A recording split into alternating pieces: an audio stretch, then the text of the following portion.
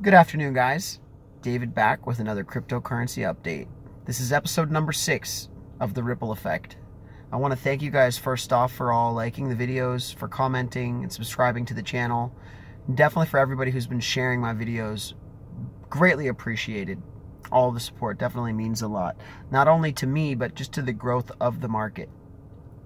Today's video, I want to discuss the maximum and circulating supply differences that XRP and the US dollar have, okay?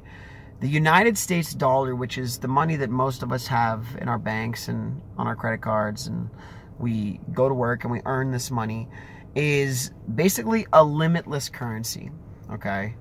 The government has access to quantitative easing, to printing these dollar bills at their own control or at their own pace, which if you could try to envision that Satoshi still had access to creating more Bitcoin in through the mining system, or if the owners of Ripple had the ability to create more than the 100 billion XRP that exist that are going to be used to transfer liquidity, value, all the use cases that XRP is going to be known for in the future.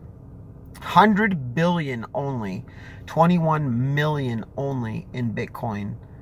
Right at this point, weird, $21 trillion in debt.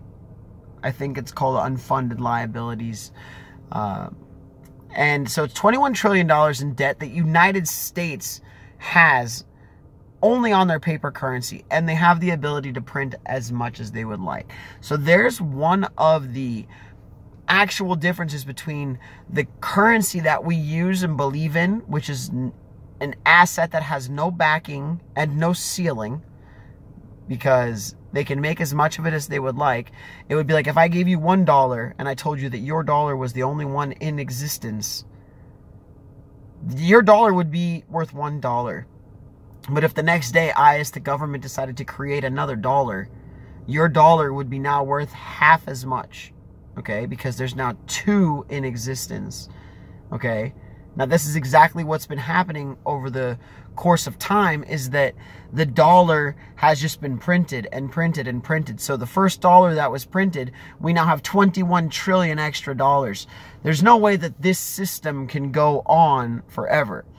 That's one of the benefits to the cryptocurrency space, okay, is that you have a maximum supply and you have a team, which I guess you could look at as a government. So you've got the government of XRP or the government of Ripple, and you have the government of Bitcoin, but they don't have the access to deflate their currency or inflate their currency. All they can do is continue to provide utility, advancements in technology, team building, and customer acquisition, okay?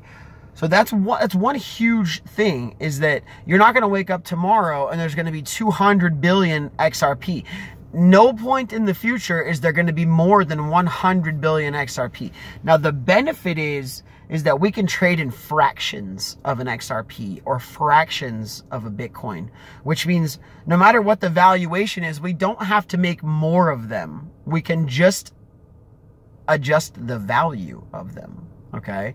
So XRP trading at 45 cents right now with not too much liquidity in the market, not too many banks that are utilizing its technology. They're coming. Not too many cross-border payment platforms that are sending money from here to there using the XRP to transfer that, which is gonna be one of the huge use cases for this currency, for XRP, is the fact that the banks themselves are gonna be able to get rid of their Nostro and their Vostro accounts, which basically a Nostro account is a bank account in America, and then if you do business or your corporation or company transacts in Europe, you need to have a bank account in Europe as well that has cash in it in that currency, and you have to have cash in your American bank account in American dollars. So what ends up happening is if you're going to send a cross-border payment from America to London to transact some business over there, your account has to be set up. so that they can actually just use your own money to pay your transaction with. So what ends up happening is with the usage of XRP is we're able to get rid of those Nostro accounts. We're able to free up capital from a lot of these companies that just have bank accounts parked in different countries, okay? So we'll get rid of all the extra bank accounts, bring the capital back to the corporations, okay? It's all about allowing the corporations and the companies and the individuals like me and you who are going to be using this system to transact business to be able to retain most of our money, our hard-earned money, okay? The more fees that you pay to a Western Union, or the more, advertising money that you have to spend on Google for direct ads. I mean, every single part of every single financially driven industry is going to change with the induction of cryptocurrency into their spaces. Everything is literally going to change. The way we send money, the way we receive money. Okay, the guys at Ripple say that it'd be faster to take your cash on a plane and fly it to Europe. Fly it to where you wanted to get it to, instead of transferring it through the SWIFT system, which has over 4% failure. Okay, and they have $5 trillion a day in money being transferred through that SWIFT system. And the SWIFT system is extremely old and antiquated. So we have to get to a point where we start to encourage companies to work with Ripple and to partner with those companies and to start to bring in blockchain into their systems, start to allow their customers to have real-time liquidity and payment processing.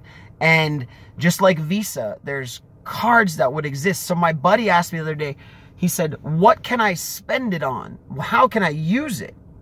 Because he doesn't get it. He doesn't understand the future of this technology.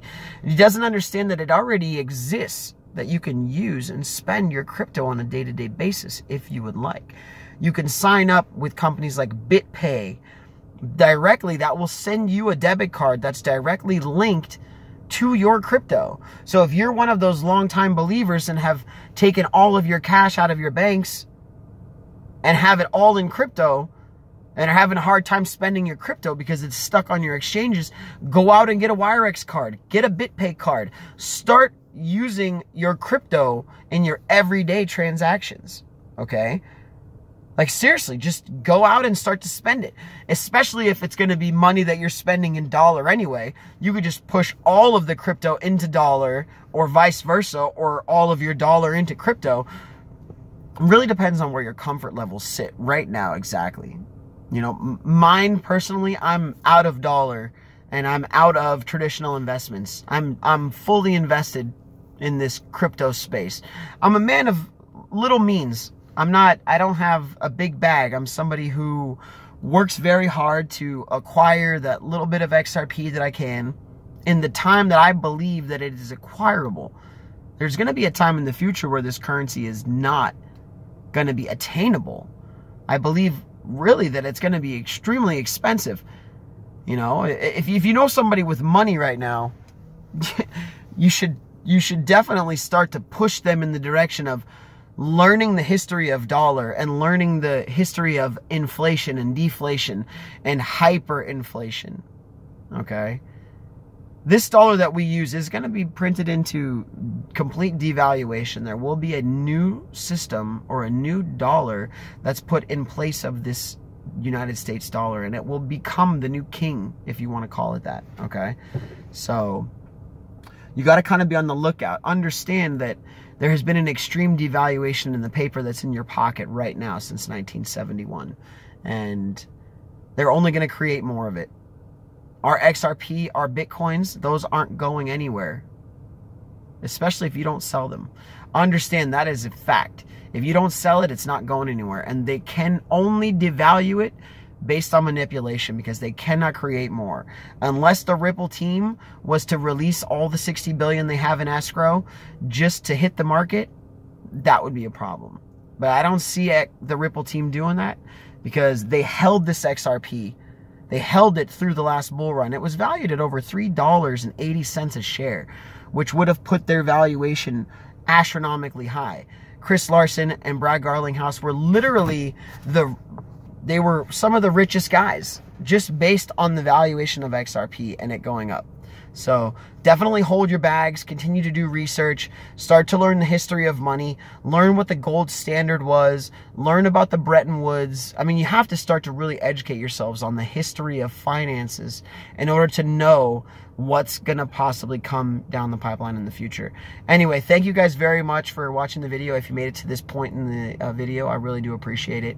Like, subscribe, comment, and definitely share this video with your friends. Thanks, guys.